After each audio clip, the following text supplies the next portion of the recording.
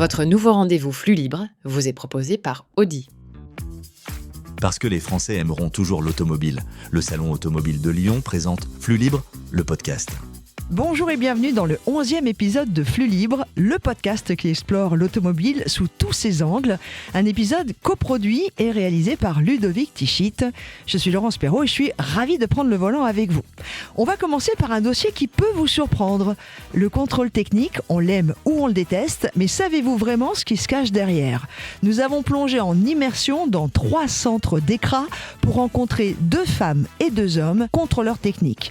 Ils vont nous révéler les coulisses de leur métier, les défis et les idées reçues sur cette étape incontournable pour nos voitures. Ensuite, place à l'essai automobile. Alexandre Lenoir teste la première voiture électrique de la gamme Suzuki. Le grand entretien avec M. Robert Brejkoff, directeur général d'Audi France, qui nous partage sa vision de l'industrie, de la fiscalité et les défis de la filière automobile aujourd'hui. Et enfin, notre escapade nous emmène aux 24 heures du Mans avec le grand départ du 13 juin prochain en compagnie d'un directeur sportif de la FIA. Bouclez vos ceintures, on commence par le contrôle technique de nos voitures. Flux Libre avec Audi. Le marché automobile en flux libre et sans tabou. Feuille de route. À partir de 4 ans, puis tous les 2 ans, ou en cas de vente, nos voitures ont rendez-vous avec le contrôle technique. Mais connaissez-vous vraiment ce métier ? Car derrière ce rendez-vous obligatoire que l'on reporte parfois jusqu'à la dernière minute, il y a des hommes et des femmes armés de leurs outils, d'un œil expert qui scrute, analyse et décide si votre véhicule est en état de prendre la route en toute sécurité. Qui sont ces professionnels du contrôle technique ? Comment se forment-ils ? Aujourd'hui, je vous embarque dans les coulisses d'un univers que l'on côtoie sans vraiment le connaître. Direction 3 centres d'ECRA pour aller à la rencontre de ceux qui font passer ce test à nos voitures, avec parfois de mauvaises nouvelles à nous annoncer. Mais surtout, j'ai découvert des personnalités passionnantes, des parcours surprenants et de très très belles rencontres humaines. Je suis dans l'automobile depuis l'âge de mes 14 ans. La passion pour l'automobile m'a piquée à l'âge de mes 6 ans. Devant la télévision de mes parents, j'étais en train de zapper les chaînes et je suis tombée sur une émission avec des mécaniciens. J'ai dit, c'est ça que je veux faire plus tard. Et en fait, ça m'a toujours poursuivie. Aurélie Ladan, 34 ans, contrôleuse technique et gérante d'un centre de contrôle technique d'ECRA à Mortefontaine-en-Telle, dans le département de l'Oise.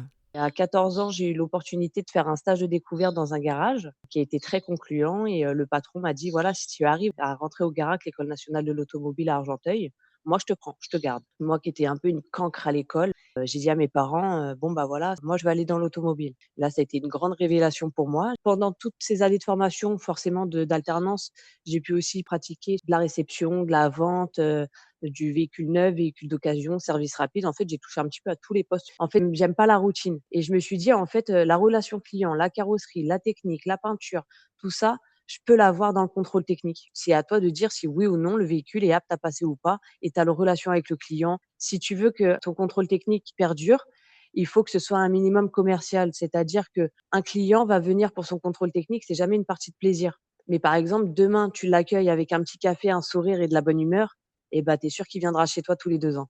Si je comprends bien Aurélie, aujourd'hui vous êtes patronne de votre propre centre d'ECRA, de contrôle technique, et vous êtes vous-même contrôleuse technique. Tout à fait. C'est un centre de campagne. Qu'est-ce qui vous passionne, vous, dans votre métier, dans ce que vous faites au quotidien ? Moi, ce qui me passionne, c'est vraiment aussi la relation client. On m'a toujours dit: «Aurélie, on comprend pas ton choix d'avoir été dans le contrôle technique parce qu'en fait, c'est routinier». Je dis: «Non, non, non». Je me souviens que ma tante était passée avec sa Twingo rose et puis elle me dit: «Mais ma chérie, je comprends pas. Comment que ça se fait que tu es là-dedans alors que le travail, il est complètement routinier?» Et je la regarde, je fais: «Écoute tata», je dis: «Tu vois, il y a jamais un jour qui se ressemble ici». Elle me dit: «Bah si, regarde les voitures, tu les passes à la chaîne, c'est toujours le même train-train». Je dis: «Oui, mais toi, tu es ma tante. Tout à l'heure, je vais avoir probablement, un client un peu plus récalcitrant.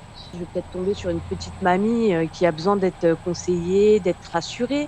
On ne sait pas sur qui on va tomber et puis d'une voiture à une autre, ça change».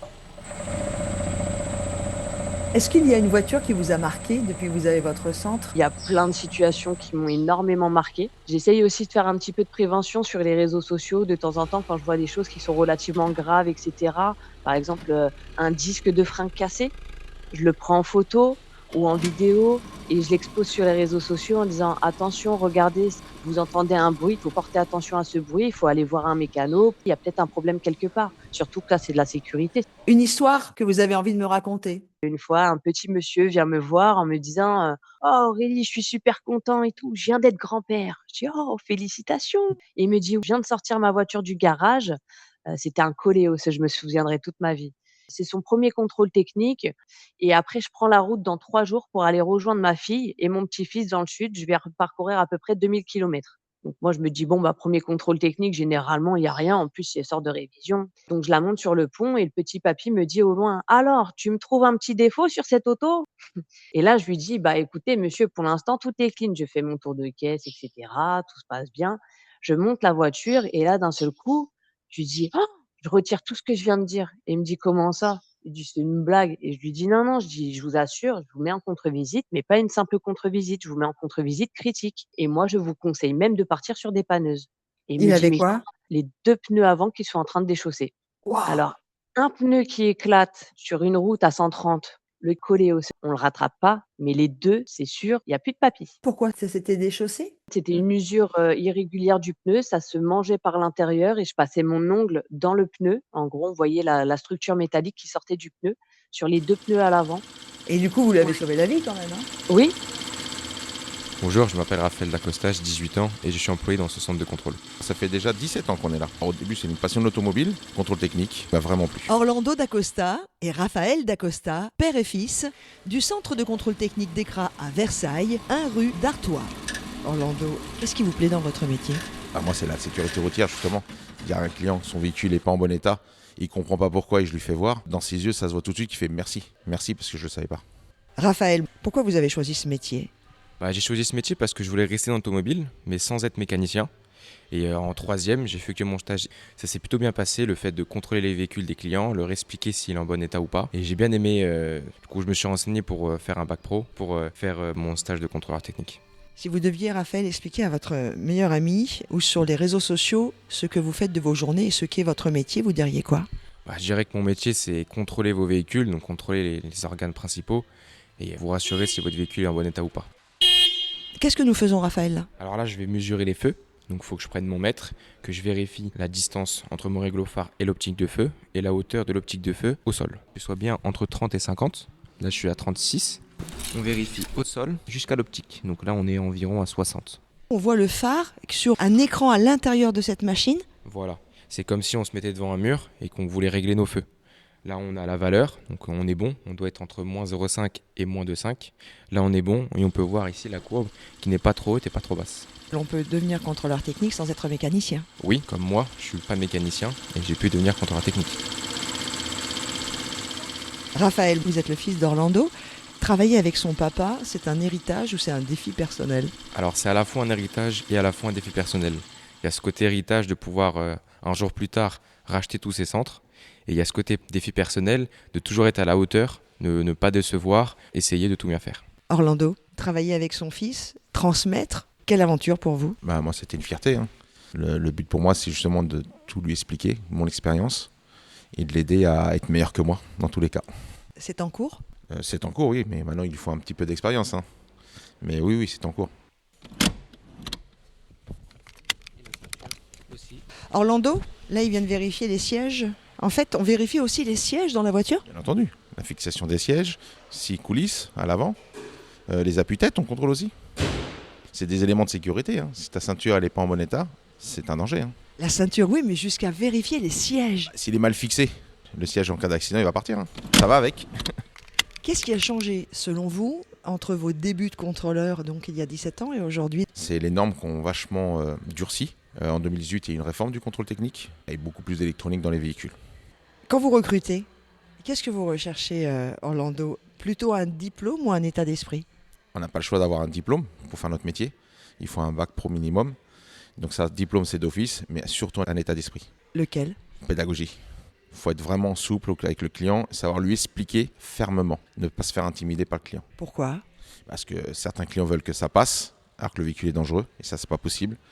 Il faut surtout lui expliquer pourquoi il passe pas, et généralement, quand on sait le faire, ça coule. Et l'aspect sécurité routière?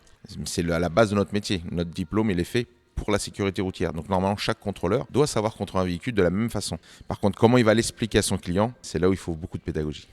Il y a 17 ans, il n'y avait pas besoin d'avoir un bac pro. À l'époque, il n'y avait pas besoin. Il fallait quand même un diplôme dans l'automobile, plus 2 ans d'expérience dans l'automobile. Parce que c'est très dur de contrôler un véhicule si on ne sait pas de quoi on parle.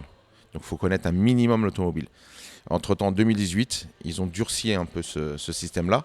Et sur la réforme, en effet, il fallait un bac professionnel. Maintenant, qui est très dur à convaincre pour faire ce métier-là. Ça veut dire qu'aujourd'hui, on a des problématiques pour recruter ? Énormément.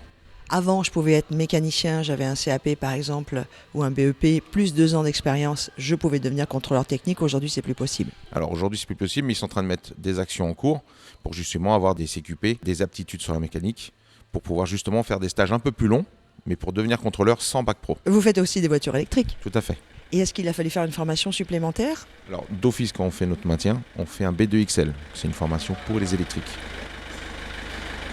Raphaël, quel est le contrôle que vous appréciez faire le plus souvent ? Dans la globalité, j'ai pas de préférence spécialement, mais il y a toujours la pollution sur des véhicules diesel qui sont âgés. Qu'est-ce que vous lui faites subir au moteur ? On lui demande une pleine charge d'un coup. Ça veut dire que vous le mettez sur un banc spécial et que vous poussez le moteur dans les tours ? Sur notre appareil de pollution, nous sommes à l'arrêt et on doit accélérer à fond et maintenir le régime à fond. Une demi-seconde pour pouvoir faire valider notre pollution. Raphaël, pour vous, quelle est la plus grande qualité de ce métier ? C'est l'aspect sécurité et la pédagogie avec le client. Est-ce que vous avez déjà eu des clients mécontents ? Pas exactement. J'ai eu une fois, j'ai mis une contre-visite pour des pneumatiques. Le client il n'était pas d'accord avec moi. Et heureusement, mon chef et mon père, ils m'ont toujours appris à prendre une photo du défaut, donc par exemple là c'était le pneumatique, et lui montrer. Et bizarrement, juste après, le ton redescend et il comprend que son véhicule a un souci. C'était quoi le défaut ? C'était les pneus, ils étaient lisses à l'intérieur, mais bons à l'extérieur. Donc il ne pouvait pas le voir de lui-même s'il n'était pas passé en dessous de sa voiture. Voilà, il n'aura pas pu voir. Orlando, quelle est la voiture la plus extraordinaire que vous ayez contrôlée, vous ? Une vraie AC Cobra, pas une imitation. Ça fait un barouf de malade. On en a eu 2. Et pas de souci, la voiture est ressortie nickel ? Non, c'est des vieilles voitures, donc les voitures de plus de 30 ans d'âge n'ont pas vraiment les mêmes défauts que les autres. On parle souvent de défauts critiques. Qu'est-ce que c'est exactement et quels sont les défauts critiques que vous avez vous déjà relevés ? Voilà, alors les défaillances critiques, ça veut dire que le véhicule, c'est un danger immédiat. C'est-à-dire vous sortez de chez nous, vous êtes en danger. Ça, c'est une défaillance critique. Ça veut dire que le soir même, vous ne pouvez plus circuler avec le véhicule. Une défaillance majeure, vous avez 2 mois pour réparer votre véhicule. Et la défaillance mineure, c'est la partie pédagogique en gros, où il faut aller vérifier quand même chez le garagiste pour faire le nécessaire. Est-ce qu'on peut avoir un exemple d'un défaut critique ? Je vais vous dire simplement les airbags Takata, défaut critique d'office. Depuis le 1er janvier, oui, sur les pneumatiques, par exemple une hernie, un pneu qui est complètement sur la ferraille, ça c'est des défauts immédiats, c'est un danger permanent. Une fuite de liquide de frein. Si vous appuyez sur votre pédale s'enfonce, vous n'avez plus de frein. Merci beaucoup Orlando. De rien Laurence. Merci Raphaël. Au revoir, bonne journée à vous. Je suis passionnée d'automobile depuis toute jeune. Cette passion me vient de mon papa qui m'a toujours baignée dedans ayant son garage. Loa Descoires, gérante du centre de contrôle technique d'ECRA, 6 rue du 19 mars 1962 à Blois. J'ai eu l'opportunité du centre de contrôle technique qui était en vente et je me suis positionnée dessus. Je l'ai eu en avril 2025 et du coup j'ai ouvert au 1er juillet, donc je suis partie au début sans formation, en sachant que quand on a un agrément de centre, on est obligé de faire une formation de gérante dans les 6 mois d'ouverture. Ouais. Donc en effet, j'ai fait une formation de 35 heures toute l'année dernière. Vous avez quel âge Loa ? J'ai 19 ans, 20 ans dans 2 semaines. Waouh ! Est-ce que vous contrôlez vous-même des véhicules ou pas encore ? Alors, pas encore. Pour le moment, je suis, entre guillemets, juste gérante du centre. J'ai un employé avec moi, un deuxième d'ailleurs qui arrive prochainement. Lui gère la partie contrôle technique et moi, je souhaiterais du coup passer mon agrément fin d'année, début d'année prochaine pour ensuite contrôler les véhicules moi-même. Quel regard ont les clients sur le fait que vous soyez une femme à la tête d'un centre de contrôle technique et à 19 ans ? Ouais, c'est ça surtout. Je pense qu'être une femme, c'est compliqué d'arriver dans ce milieu-là en étant gérante et en plus sans forcément d'expérience avant aussi, et en plus être jeune. Donc au début, je pense qu'il y a eu pas mal de réticences au niveau même de mes partenaires automobiles, garages ou collègues. Mais après, je pense qu'il faut savoir aussi faire sa place et montrer qu'on est capable d'apprendre au tout début et puis après de gérer cette entreprise. Qu'est-ce qui vous plaît dans ce métier ? Ce contact client, c'est ce que je recherchais aussi. Et puis, voir différents véhicules tous les jours, avoir du changement en fait, tous les jours. Ce que j'aime aussi du coup dans ce métier du contrôle technique, c'est la sécurité routière, expliquer aux clients les défauts de leur véhicule, pourquoi les faire. Je trouve ça assez important. Est-ce que vous avez, dans votre courte carrière, à la tête d'un centre de contrôle technique d'ECRA, déjà une belle histoire à nous raconter? Alors en soi, j'ai plusieurs belles rencontres. Quand j'ai commencé dans ce milieu, j'ai démarché pas mal de garages pour avoir des partenaires qui puissent venir passer leur contrôle technique chez nous. Des personnes aujourd'hui avec qui je m'entends très bien, avec qui on a créé une relation de confiance. Sans eux, aujourd'hui, du coup, le centre a permis de se développer. Et ça, je trouve ça assez important de le dire, de merci de m'avoir fait confiance alors que je suis quand même assez jeune. Ouais, je suis super contente de venir au travail tous les jours et je trouve ça hyper important. Comment vous voyez l'avenir? Là, ça va être la première année au 1er juillet de l'ouverture du centre. On a réussi à le pérenniser déjà. Et ensuite, j'aimerais donc avoir mon agrément. J'aimerais me développer en rachetant, pourquoi pas, d'autres centres. Loa, Aurélie, Orlando ou Raphaël, 4 personnalités, 4 parcours et une même passion. Merci à eux et à leur centre d'ECRA qui m'ont ouvert leurs portes et leur quotidien. La prochaine fois que vous poserez votre voiture sur le pont d'un contrôle technique, vous en saurez un peu plus. Et qui sait, vous connaîtrez déjà ceux qui sont de l'autre côté si vous choisissez d'aller dans l'un des 3 centres d'ECRA proposés dans notre dossier. Notre podcast Flux Libre, c'est aussi ça. Aller à la rencontre de ceux qui travaillent dans la filière automobile. Et vous retrouverez très rapidement ce dossier en images sur la page YouTube de Flux Libre. Flux Libre avec Audi. Après ce plongeon dans les coulisses du contrôle technique, Alexandre Lenoir prend le volant de la première voiture électrique de la gamme Suzuki, la e-Vitara. Le marché automobile en flux libre et sans tabou, au banc d'essai. Et oui, Laurence, Suzuki entre enfin dans l'ère du tout électrique avec un modèle particulièrement attendu, le e-Vitara. Un nom bien connu puisque ce nouveau SUV reprend l'appellation Vitara, l'un des piliers de la gamme du constructeur japonais depuis de nombreuses années. Mais cette fois, il s'agit d'un véhicule 100% électrique appelé à ouvrir la voie à une toute nouvelle génération de modèles.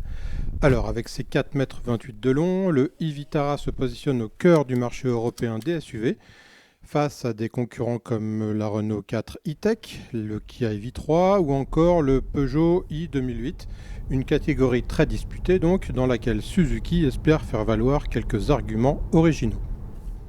Nous avons pris le volant dans la version haut de gamme, à transmission intégrale, équipée de 2 moteurs électriques, et dès les premiers kilomètres, le constat est plutôt positif puisque le e-Vitara se montre facile à conduire, rassurant et agréable au quotidien. La direction est précise, le comportement sain et l'ensemble inspire rapidement confiance. Nicolas Edet est journaliste auto et il a plutôt apprécié la conduite de ce e-Vitara. La voiture est très homogène. On a une voiture électrique qui, comme on les aime, c'est-à-dire qu'elle est douce, elle est assez agréable, elle pousse pas de folie quand on met en mode sport. D'ailleurs, le mode sport apporte pas grand-chose finalement. On se met en mode drive normal et je trouve que la voiture est bien, elle répond très très bien. Je la trouve confortable de manière globale, même si de temps en temps, on sent que le poids, 1,8 tonne, c'est quand même pas léger pour une voiture de cette taille. Donc on sent qu'on est un peu secoué sur les routes vraiment très dégradées. Mais dans l'ensemble, je trouve que la suspension absorbe bien. Alors la particularité de cette version, c'est justement sa transmission intégrale, une offre inexistante sur ce segment des petites électriques. Sans prétendre être un véritable franchisseur, le e-Vitara conserve un certain ADN touche-main cher à Suzuki. Sur route glissante ou sur chemin, il apporte un supplément de motricité appréciable. Sous le capot, donc, les 2 moteurs développent jusqu'à 184 chevaux. Les performances sont tout à fait correctes, avec des accélérations franches et des reprises efficaces. Le confort sonore est également satisfaisant, même si quelques bruits aérodynamiques apparaissent à vitesse élevée. Tout n'est cependant pas parfait, avec près de 1,9 tonnes sur la balance et de grandes roues de 19 pouces. Le confort se dégrade lorsque le revêtement devient plus irrégulier. Les mouvements de caisse sont alors assez perceptibles. Côté autonomie, Suzuki annonce jusqu'à 395 km en cycle WLTP pour cette version 4 roues motrices. Dans la réalité, dans un usage varié, il faut plutôt tabler sur environ 250 km avant la recharge. Une valeur correcte, mais qui reste en retrait de certains concurrents plus récents.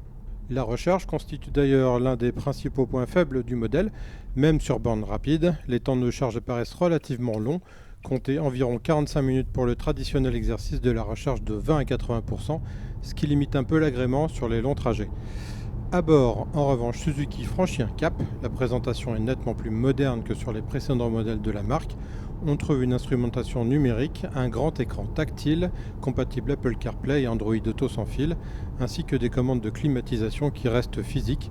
un choix toujours apprécié pour l'ergonomie. L'habitabilité est correcte pour la catégorie, même si les places arrière manquent un peu de générosité pour les grands gabarits. Quant au coffre, avec un volume compris entre 268 et 310 litres selon la position de la banquette coulissante, il figure parmi les moins spacieux du segment. Au final, ce premier véhicule électrique de Suzuki apparaît sérieux et cohérent. Le e-Vitara ne révolutionne pas la catégorie, mais il propose une alternative crédible au Vitara thermique pour tous ceux qui roulent au quotidien en montagne, grâce à sa transmission intégrale, sa présentation moderne et sa facilité de conduite. Et pour finir les prix, le e-Vitara se négocie entre 28 500 et 36 800 euros, ce qui le positionne très correctement face à sa concurrence. Flux libre avec Audi. L'automobile, c'est aussi des hommes et des femmes qui la font évoluer. Nous recevons aujourd'hui M. Robert Breshkoff, directeur général d'Audi France, pour un entretien où il va partager, entre autres, les réalités de l'EcoScore pour leur voiture. Le marché automobile en flux libre et sans tabou, sans filtre. Bonjour M. Breshkoff. Bonjour. Vous êtes directeur général d'Audi France, une des marques premium allemandes les plus emblématiques sur notre marché. Dans un premier temps, merci d'être avec nous aujourd'hui pour notre rendez-vous flux libre dans cette chronique sans filtre, parce qu'on va parler vrai, on va parler cash. Et le sujet du moment, c'est entre autres la fiscalité automobile, un sujet qui franchement n'est pas très sexy à première vue, mais qui est absolument structurant pour les entreprises, pour les particuliers et clairement pour les constructeurs comme vous. Alors avant d'entrer dans ce vif du sujet, j'ai juste envie de mieux vous rencontrer. Monsieur Breshkoff, vous êtes un enfant de l'automobile. Ça fait longtemps que vous travaillez dans cette belle filière. Absolument. Déjà, merci pour votre accueil. Et je suis un enfant de l'automobile. Depuis mon jeune âge, j'étais fan des autos que mon papa conduisait. Et puis après, pendant les études, j'ai commencé à faire des stages dans l'automobile, notamment Porsche. Et puis j'ai commencé, après un premier passage chez un non-constructeur, à travailler dans la filière et tout au long de ma carrière. Donc tout à fait, c'est 100% mon ADN. Et vous avez à votre compte de jolis succès pour relancer même certaines marques. On pourrait parler d'une marque espagnole ? Oui. Notamment Cupra. J'ai eu la chance de participer à l'équipe qui a créé, fondé et incarné cette marque-là pour la lancer à l'international. Et puis après, en France, depuis 2021, avant de reprendre les rênes de Audi France, il y a exactement 2 ans. Aujourd'hui, je souffle les 2 bougies sur le gâteau Audi France. Bon anniversaire. Merci. Mais avant ce poste, ça fait longtemps que vous avez rejoint la maison allemande. Oui, ça fait plus de 20 ans. J'ai travaillé 11 ans pour Audi avant de changer de marque, pour connaître d'autres marchés, d'autres coutumes, pour revenir ensuite à ma marque de cœur qui est Audi. Quelle émotion déclenche chez vous l'automobile ? C'est le design, c'est ce qui fait vraiment battre le cœur quand on voit les voitures. Et puis de pouvoir travailler et de gérer une équipe qui, avec un réseau vraiment engagé en France, pousse pour faire progresser la marque, faire progresser le commerce. C'est un réel plaisir et j'ai de la chance. J'aimerais que l'on plante le décor également par rapport à la filière. Monsieur Breshkoff, en quelques mots, comment est-ce que vous décririez le moment que traverse aujourd'hui le marché automobile en Europe et particulièrement en France ? Moi, je dirais très compliqué, et surtout en France. D'autres marchés se sont redressés depuis ce début d'année. Et puis en France, c'est malheureusement pas le cas. Depuis 2019, depuis 2020, le Covid, vraiment, le marché a baissé en France, au-delà des 2 millions de voitures par an, à 1,6 million, 1,7 million. Et cette année, ça a l'air de revenir sur le même niveau. On est à -1, donc une petite faiblesse encore sur ces 5 premiers mois. Alors que d'autres marchés se sont redressés avec de la vraie croissance. Et je crois que c'est vraiment ce contexte fiscal qui fait que la France continue à être en berne. Et puis c'est une vraie problématique franco-française. Tout à fait. La fiscalité en France, elle n'a vraiment pas de pair en Europe. D'autres marchés aussi ont des avantages ou des impositions fiscales différentes, mais je trouve que la plus lourde est celle de la France. Vous avez parlé de fiscalité, justement, je voudrais en parler concrètement avec vous.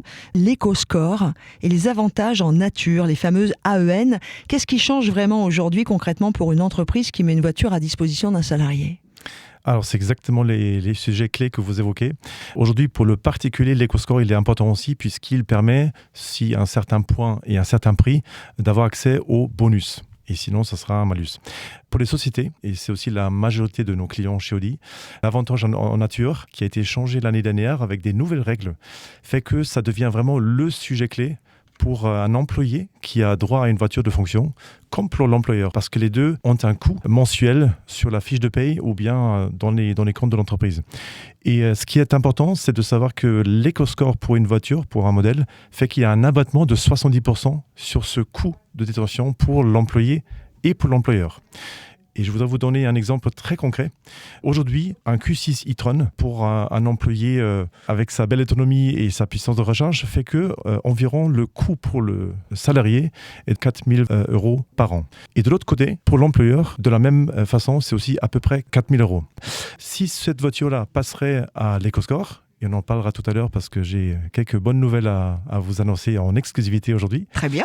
Ce coût pour l'employé et pour l'employeur baisse de moitié. Ok. Donc on parle sur un contrat type de 3 ans, une économie pour l'employé de 6 000 € et pour l'employeur également de 6 000 €. Donc c'est vraiment conséquent. J'aimerais que pour tous ceux qui écoutent Flux Libre, on comprenne bien ce qu'est l'éco-score pour une société. Il va falloir quand même travailler des véhicules en amont pour qu'ils soient éco-scorés. Tout ça a un coût pour un constructeur comme vous.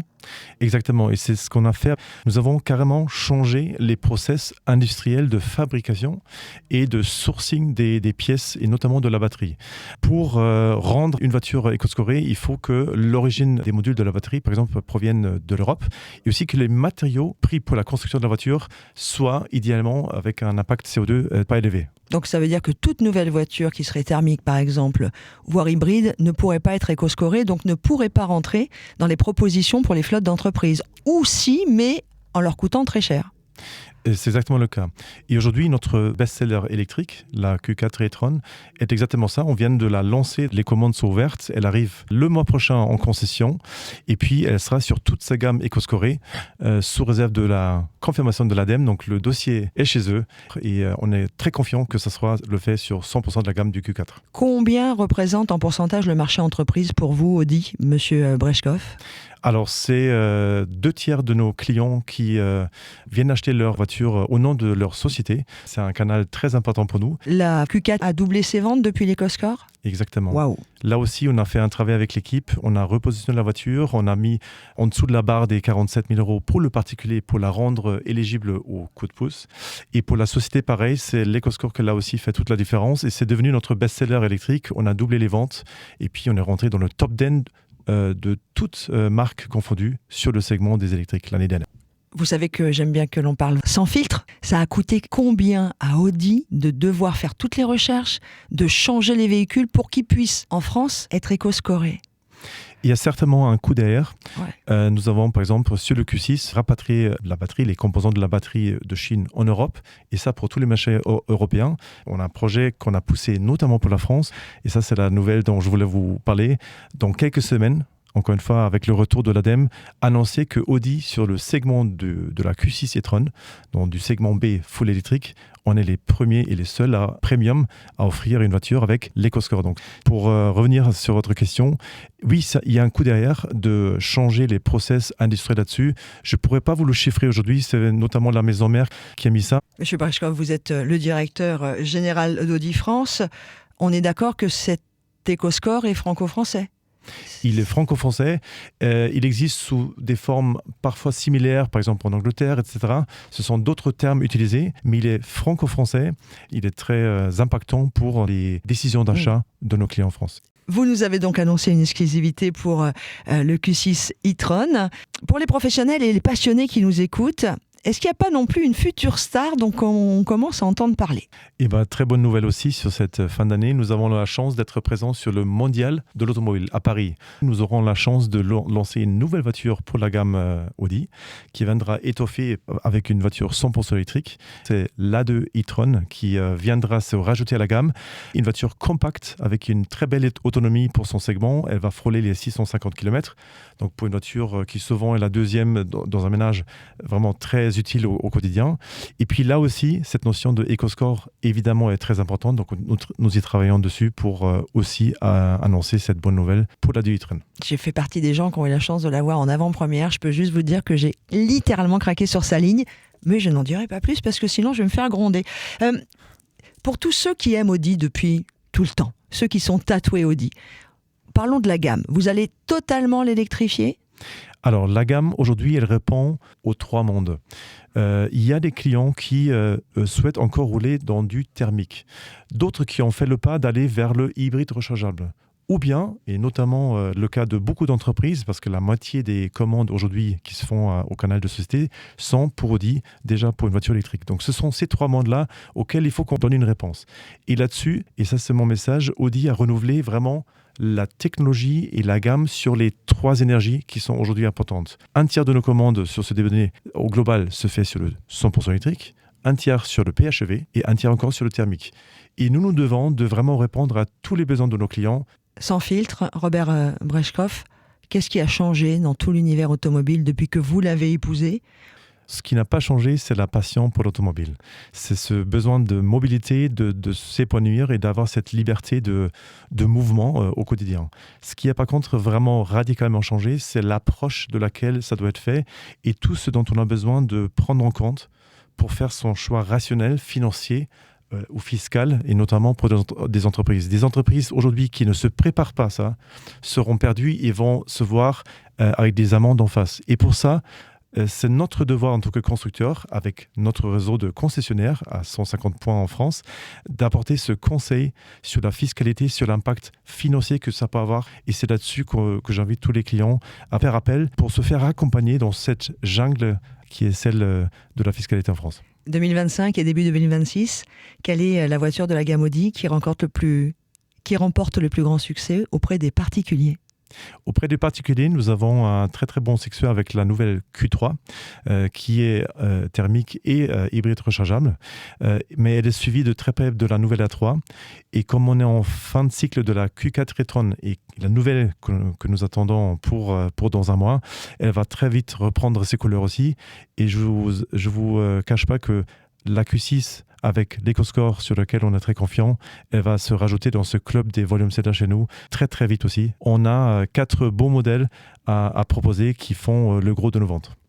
Merci beaucoup, monsieur Robert Brejkov, d'avoir été avec nous dans Flux Libre et d'avoir sans filtre expliqué tout ce qui se passait pour Audi, l'EcoScore, les nouvelles voitures et d'avoir toujours ce regard pétillant quand vous parlez d'automobile. Merci pour votre accueil. On se retrouve très bientôt, c'est-à-dire dans le prochain numéro de Flux Libre, pour l'essai du tout nouveau Q4 e-tron dont vous nous avez parlé. Merci beaucoup. Flux Libre avec Audi. Et pour finir en beauté, cap sur l'une des courses les plus mythiques du monde, les 24 heures du Mans. Alors avant le grand départ du 13 juin prochain, j'ai rencontré un directeur sportif de la FIA pour nous faire vivre l'ambiance unique de cet événement et mieux comprendre comment elle est organisée. Le marché automobile en flux libre et sans tabou, l'escapade.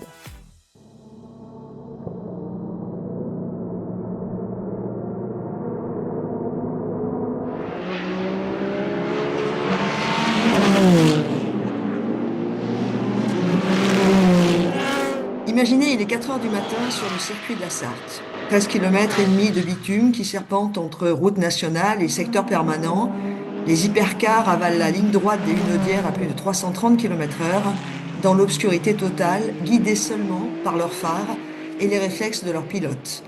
Dans le cockpit, la température frôle les 50 degrés, le cœur du pilote bat à plus de 160 pulsations par minute. Ça dure depuis 9 heures d'affilée. C'est ça, les 24 heures du Mans.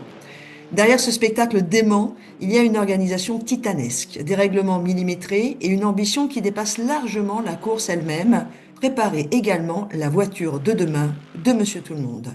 Bonjour Monsieur Dupont. Bonjour Laurence. Vous êtes directeur adjoint du circuit sport à la FIA, ça veut dire quoi ? Je m'occupe de gérer certains championnats que la FIA organise directement sur le plan sportif, notamment là, le championnat du monde d'endurance. Pour tous ceux qui ne connaissent peut-être pas très très bien la FIA, quelle est sa mission ? La Fédération internationale de l'automobile gère le sport automobile dans sa globalité, ainsi que la mobilité au niveau mondial.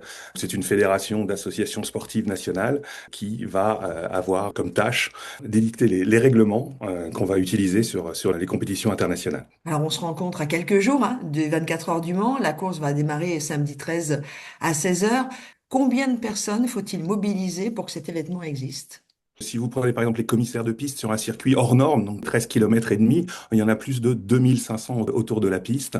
Pour ça, il faut rajouter aussi toutes les équipes de la FIA, mais aussi tous les officiels qui vont travailler autour. Et là, on en rajoute facile 500 personnes, plus tous les volontaires qui accueillent un public énorme. On a besoin de beaucoup de monde.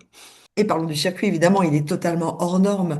Comment est-ce qu'on organise ce circuit? C'est une organisation vraiment titanesque, gérée par l'Automobile Club de l'Ouest, qui va mettre en place et préparer tout au long de l'année la fermeture du circuit avec les autorités locales. Et la FIA va venir homologuer ce circuit selon les dernières normes de sécurité, pour s'assurer de la sécurité des coureurs, évidemment, et aussi des commissaires et de toutes les personnes qui travaillent autour de la piste. Est-ce qu'il y a eu des années où la FIA a dû faire changer ces normes? Alors, on fait évoluer les normes de façon constante pour plus de sécurité, de protection. Alors oui, il y a des retours d'expérience où on a pu voir que certaines configurations pouvaient être améliorées d'une année à l'autre, et c'est ce qu'on fait. Et on travaille donc main à main avec les autorités du Mans et l'Automobile Club de l'Ouest. Vous avez un exemple? On travaille beaucoup sur la protection des commissaires, notamment sur la ligne droite des Hunaudières, où des voitures vont à plus de 320 km/h. On a un exemple concret? Tout à fait. Les positions des commissaires sont validées, sont homologuées, et on vient rajouter des grillages spécifiques de protection pour les commissaires, de façon à ce qu'ils puissent utiliser leur drapeau en toute sécurité. On va quitter le bord de la route et on va rentrer dans le cockpit, Monsieur Dupont. Qu'est-ce que ça représente physiquement de conduire au Mans? Et comment on prépare un pilote d'ailleurs pour ça? Alors les pilotes se préparent beaucoup sur simulateur par rapport aux caractéristiques de la voiture, aux caractéristiques du circuit. Le Mans est un circuit avec beaucoup de haute vitesse. Une préparation physique également, préparation au niveau des muscles du cou, des bras. Ce sont des sportifs de haut niveau. Il faut savoir qu'il y a 3 pilotes par équipage qui vont rouler 24 heures avec des relais qui peuvent aller jusqu'à 2 heures par pilote consécutif, voire même plus dans certains cas. Donc il faut avoir une forme physique très pointue. Pilote, démarrez vos moteurs. Les pilotes subissent des vecteurs force dans le cockpit qui doivent être assez incroyables, non? Oui, les accélérations latérales sont très importantes, et c'est justement pour ça qu'il faut avoir un bon coup pour pouvoir réussir à garder la tête droite, notamment quand on parle dans les virages d'Indianapolis. Mais c'est sur 24 heures, plus tous les essais. Mon petit doigt m'a dit que vous les suiviez en temps réel dans le cockpit. Ça consiste en quoi? Depuis la direction de course, on a accès à toutes les informations qui concernent la voiture, la caméra embarquée, savoir exactement leur position GPS, et aussi la position de l'accélérateur, la position de la pédale de frein, même de l'angle volant.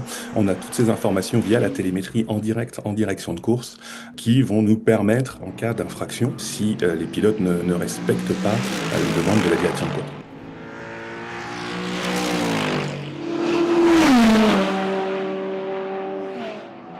Toute cette technologie qui est embarquée dans une voiture de course, évidemment, ça va finir à un moment ou à un autre par se retrouver, Monsieur Dupont, dans nos voitures.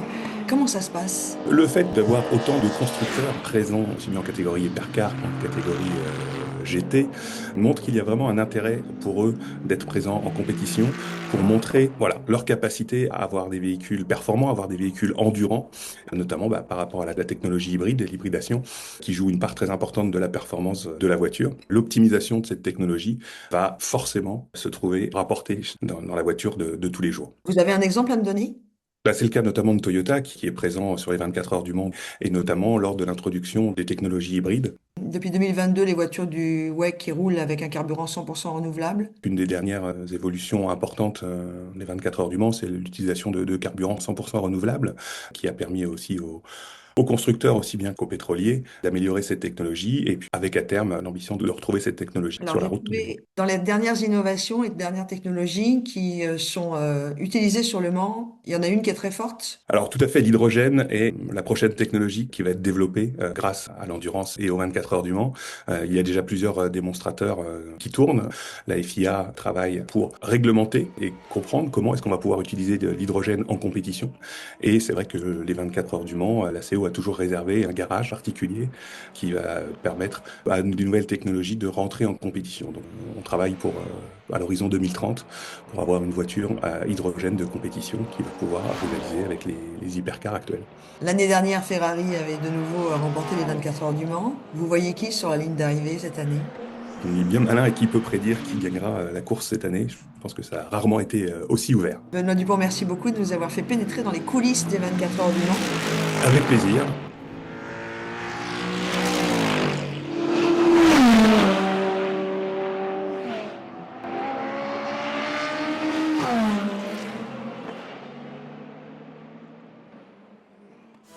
Flux libre avec Audi. Nous voici arrivés à la fin de notre épisode, le 11e du nom de Flux Libre. Un grand merci à tous ceux qui ont donné de leur temps pour cet épisode, nos invités, nos partenaires bien sûr. Et vous allez pouvoir retrouver Flux Libre sur toutes les plateformes de podcast. Très prochainement d'ailleurs, chronique par chronique et en images également sur YouTube. Si cet épisode vous a plu, je vous proposerai bien de le partager sans modération. Et n'oubliez pas, rendez-vous très vite pour le 12e épisode de Flux Libre. Ce sera début juillet. D'ici là, bonne route et bonne écoute. Votre rendez-vous Flux libre vous a été proposé par Audi.